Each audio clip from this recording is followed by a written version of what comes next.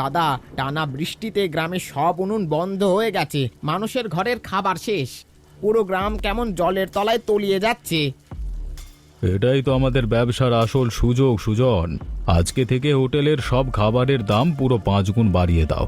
যার পেটে তীব্র খিদে লাগবে আর নিজের জীবন বাঁচাতে চড়া টাকা দিয়ে আমাদের হোটেল থেকেই খাবার কিনে খাবে সবাই। দাদা, আপনার মাথা ভর্তি দারুণ বুদ্ধি। এই চাল খাটালে আমাদের ক্যাশ বাক্সর টাকায় ভরিয়ে যাবে। আমি এক্ষুনি হোটেলের নোটিশ বোর্ডে নতুন মূল্য তালিকায় ঝুলিয়ে দিচ্ছি। 1 পয়সা কম হলে কেউ খাবার পাবে না।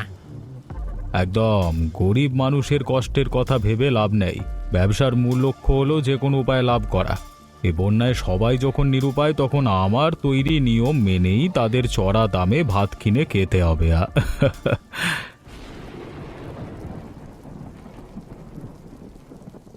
তোমরা কি মানুষ না কোনো রক্তচোষা পিশাচ? এই মহা বিপদের দিনে মানুষের পাশে না দাঁড়িয়ে তোমরা চড়া দামের চিন্তা করছো। আমি বাইরে দাঁড়িয়ে তোমাদের সব কুকীর্তির কথা শুনে ফেলেছি। এই অন্যায় আমি কিছুতেই সহ্য করব না। তুমি ঘরের বউ ঘরেই থাকবে, আমার ব্যবসার বিষয়ে একদম মাথা গলাতে আসবে না বলে দিচ্ছি তোমাকে। আমি কিভাবে হোটেল চালাবো আর কত দামে খাবার বিক্রি করব সেটা সম্পূর্ণ আমার আর ম্যানেজারের বিষয়। টাকার নেশায় তোমার বিবেক পুরো অন্ধ হয়ে গেছে। অনেক হয়েছে, আর একটা বাজে কথা বললে আমি তোমাকে হোটেল থেকে বের করে দেব। সুজন, তুমি এর কথায় কান না দিয়ে সোজা কাউন্টারে গিয়ে বসো এবং দাম বাড়াও। বৌদি, আপনি শুধু শুধু দাদার ওপর রাগ করছেন কেন? আমরা তো এই দুর্যোগে গ্রামের মানুষের সেবাই করছি টাকার বিনিময়ে।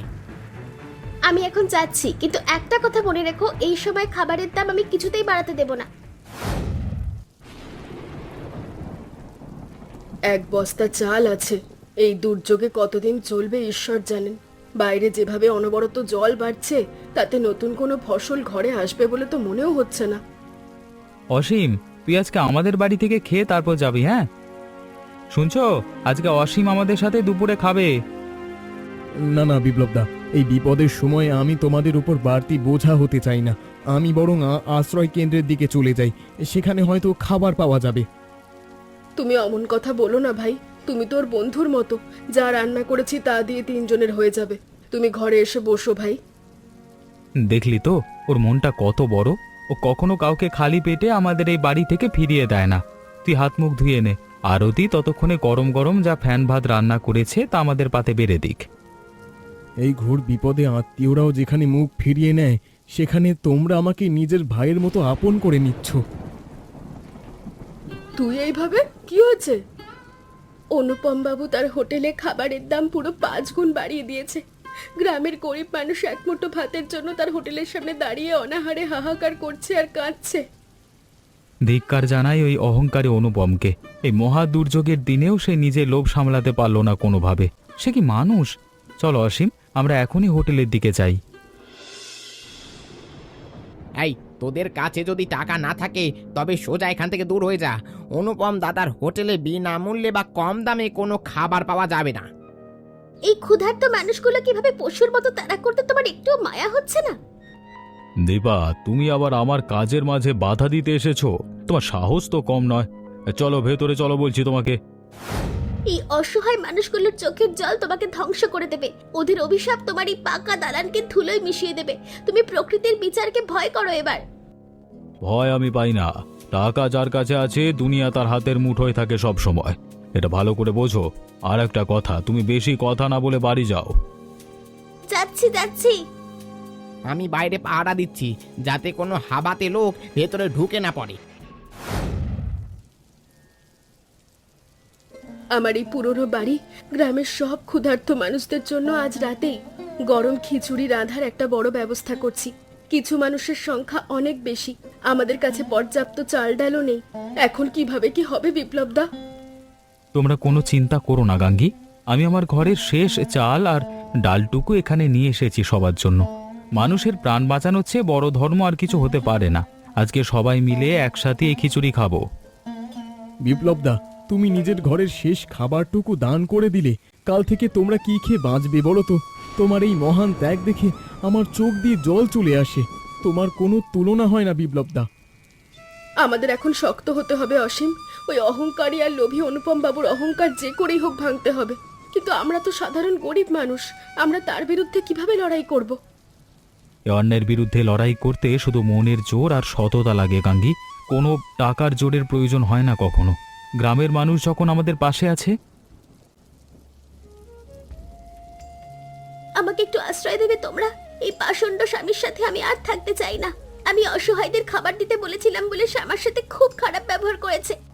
লোকজনের মুখে শুনলাম তোমরা এখানে ভোজের আয়োজন করছো, তাই তোমাদের কাছে এলাম। তুমি আমাদের সাথে এখানে একদম নিশ্চিন্তে থাকো, আমরা সবাই তোমার নিজের ভাই বোনদের মতোই পাশে আছি। তুমি একদম চিন্তা করো না, আরতি ভেতরে আছে, ও তোমাকে শুকনো কাপড় আর একটু গরম খাবার দেবে। এখন বাইরে বৃষ্টির বেগ আর বাতাসের গর্জন আরও বেড়ে চলেছে। নদীর জল যেভাবে বাড়ছে তাতে মনে হচ্ছে যে কোনো মুহূর্তে গ্রামের প্রধান বাঁধটা ধসে গিয়ে বড় বিপর্যয় ডেকে আনবে। এই বাড়িটা উঁচুতে হওয়ায় রক্ষা, নইলে জল ঢুকে পড়লে আমাদের গ্রাম ছাড়া হতে হতো। দেখেছি সুজন, কত টাকা!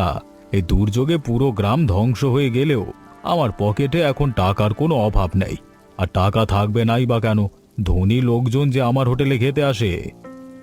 তা তো ঠিকই দাদা, তবে বাইরে যেরকম জলের গর্জন শুনছি, নদীর প্রধান বাঁধটা কিন্তু যে কোনো মুহূর্তে পুরোপুরি ভেঙে যেতে পারে। বাঁধ ভাঙলে জলের স্রোত সরাসরি আমাদের এই হোটেলের দিকেই ধেয়ে আসবে। আমার খুব ভয় করছে। দূর বোকা, বাঁধ ভাঙলে ভাঙুক, গ্রামের সব মাটির ঘরবাড়ি ভেসে যাক, তাতে আমার কি ক্ষতি হবে তুই বলতো শুনি? আমার এই হোটেল অনেক মজবুত করে বানানো, কোনোদিন কোনো বানের জল ক্ষতি করতে পারবে না। আপনার কথাই যেন সত্যি হয় দাদা, তবে টাকার অহংকারে প্রকৃতির শক্তিকে এতটা ছোট করে দেখা হয়তো ঠিক হচ্ছে না আমাদের। বাইরে মেঘের ডাক আর বিদ্যুৎ চমকানি দেখে আমার বুকটা কেমন জানি বারবার কেঁপে কেঁপে উঠছে। এতটা ভয় আগে কখনো লাগেনি। ফ্রিজ থেকে ঠান্ডা জল বার করে খা, দেখবি সব ভয় এক নিমেষে কেটে যাবে, শরীরও ঠান্ডা হবে। টাকা থাকলে এমন পাকা দালান আরো 10টা তৈরি করতে পারবো। ওরে বাবা দাদা, চাঁদ ভেঙে পড়েছে, আমাদের পাকা দালান বুঝিয়ে এবারে ধসে যাবে। একি হচ্ছে ঈশ্বর, আমার এত দামি হোটেলের দেওয়াল কেন এভাবে ফাটছে?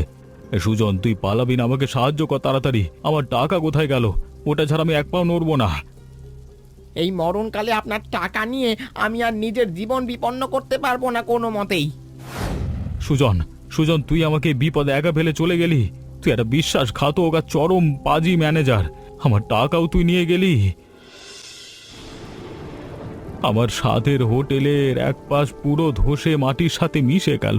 আমার অহংকার আজকে এই কাদার মধ্যে লুটোপুটি খাচ্ছে চারিদিকে। এই টাকার ভারী ব্যাগটা বুকে জড়িয়ে ধরে অন্ধকারের মধ্যে একলা কাদা মাটি মেখে আমি কোথায় যাব? আলাদা বাড়ি থাকলে তো সেখানে যেতে পারতাম। চারিদিকে শুধু থই থই জল আর জলের ভয়ঙ্কর গর্জন। গ্রামীণ রাস্তার কোনো চিহ্নই আর অবশিষ্ট নেই এই রাতের অন্ধকারে। সুজন, সুজন, তুই কোথায় গেলি রে? কেউ নেই। এই মহা বিপদের দিনে আমার টাকাটাও আমাকে একটু আলো দেখাতে পারছে না। এই ঘোর অন্ধকারের মাঝে সবাই আমাকে ছেড়ে চলে গেছে। আমি একা, বড় একা এই বানের জলের তীব্র স্রোতের মুখে দাঁড়িয়ে আছি। আগে যাদের বুক ফুলিয়ে তাড়িয়ে দিয়েছিলাম, আজকে তাদের মাটির ঘরের আশ্রয়টুকুর জন্য আমার মনটা কেমন হাহাকার করে উঠছে বারবার। কিন্তু তারা কি আমাকে ক্ষমা করবে? হে ওপরওয়ালা, আমার এই পাপের শাস্তি কি হবে? এই বানের জলই শেষ হয়ে যাবে, আমি কি আর বাঁচবো না? আমার পায়ের তলার মাটি কেমন যেন সরে যাচ্ছে। এইদিকে জল বেরিয়ে চলেছে আমার চারপাশে। দূর থেকে বানের জলের একটা বিশাল আর ভয়ঙ্কর স্রোত গর্জন করতে করতে সোজা আমার দিকে ধেয়ে আসছে দেখছি আমি। আমার হাত পা কেমন যেন অবশ হয়ে আসছে। ওইদিকে একটা ঘর দেখা যাচ্ছে, ওখানে গিয়ে আশ্রয় নিতে হবে। বাইরে জল থই থই করছে, আমাদের ঘরের চাল ডালও একদম শেষ হয়ে গেল। ও আর অসীম গেছে নৌকা করে খাবারের খোঁজে। তারা কখন ফিরবে সেই চিন্তায় আমার বুকটা কেমন দুরু দুরু করছে। আমাদেরকে কিছু একটা করতেই হবে। অনুপম বাবুর হোটেলে তো অনেক খাবার মজুত আছে, আমরা কি ওখানে গিয়ে তার হাতে পায়ে ধরে কিছু খাবার চেয়ে নিয়ে আসবো মানুষের জন্য? ঠিকই বলেছিস, এই মানুষটা অত্যন্ত লোভী আর অহংকারী হলেও এই বিপদের দিনে তার মনে একটু দয়া হলেও হতে পারে। চল আমরা দুজনে গিয়ে তার কাছে অনুনয় বিনয় করে দেখি যদি কিছু ডাল ডাল পাওয়া যায়। সামনে একটা নৌকা বাঁধা আছে, ওই নৌকায় করেই হোটেলের দিকে রওনা দিই। বৌদি, তুমি বরং এই বাড়িতেই থাকো, আমরা দুজনে গিয়ে অনুপম বাবুর কাছ থেকে যে করেই হোক খাবার আদায় করে আনছি, তুমি ভেবো না। আচ্ছা ঠিক আছে, তোমরা দুজনে খুব সাবধানে যাও, জলের স্রোত কিন্তু বাইরে খুব বেশি। আমি এখানেই থাকছি আর ঈশ্বরের কাছে প্রার্থনা করছি তোমরা যেন সুস্থ হয়ে আসতে পারো।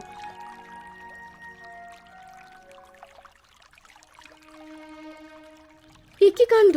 অনুপম বাবুর হোটেলের এক পাশ তো পুরো ভেঙে ধসে পড়েছে। চারিদিকে কাদা আর নোংরা জল থই থই করছে। ভেতরে তো কাউকেই দেখছি না। ম্যানেজার সুজন বা অনুপম বাবু কেউই তো নেই। মানুষটা খারাপ হলেও তো আমার স্বামী। এই ভাঙা হোটেল দেখে আমার মনটা কেমন জানি করছে। সে এখন এই মহা বিপদে কোথায় গেল? বাড়ির জলে ভেসে গেল না তো? দীপা দিদি, তুমি কেঁদো না। যখন ওনারা এখানে নেই তখন ওদেরকে অন্য কোথাও খুঁজতে হবে। চারিদিকের অবস্থা খুব ভয়াবহ। চলো আমরা নৌকায় করে অন্যদিকে যাই, হয়তো কোনো আশ্রয় কেন্দ্রে ওনাদেরকে দেখতে পারবো। চলো আমরা চারিদিকটা একটু খুঁজে দেখি। ওনার ওপর আমার যতই রাগ থাকুক না কেন, এই বিপদের দিনে ওনাকে একা ফেলে আমি শান্তিতে থাকতে পারবো না। বাবা, এই দুর্যোগে ভাঙা কুড়ে ঘরে চিড়ে আর মুড়ি ছাড়া তো কিছুই নেই দেওয়ার মতো। তুমি বানের জলে ভেসে এসেছো, বড় ক্লান্ত। এই সামান্য খাবারটুকু মুখে দাও, ভালো লাগবে। গ্রামের কত মানুষকে আমি তাড়িয়ে দিয়েছি খাবার না দিয়ে, আর আজকে আপনি নিজে অনাহারে থেকে আপনার ঘরের শেষ চিড়ে মুরগিটুকু আমার মুখে তুলে দিচ্ছেন। আপনি অনেক দয়ালু। বাবা, বিপদে পড়লে মানুষের পাশে মানুষ দাঁড়াবে, এটাই তো নিয়ম। এখানে ধনী গরিবের তফাৎ নেই। তুমি অতীতে কি করেছো ভুলে যাও। এই ঝড় জলের দিনে প্রাণ বাঁচানোটাই বড় কথা। আমি টাকার অহংকারে অন্ধ হয়ে ভেবেছিলাম দুনিয়ার সব সুখ টাকা দিয়ে কেনা যায়। মানুষের ভালোবাসা যে কত দামি তা আজকে বুঝতে পারছি। এই কুঁড়ে ঘরের মাচায় বসে আজকে আমার জীবনের সবচেয়ে বড় শিক্ষা হলো।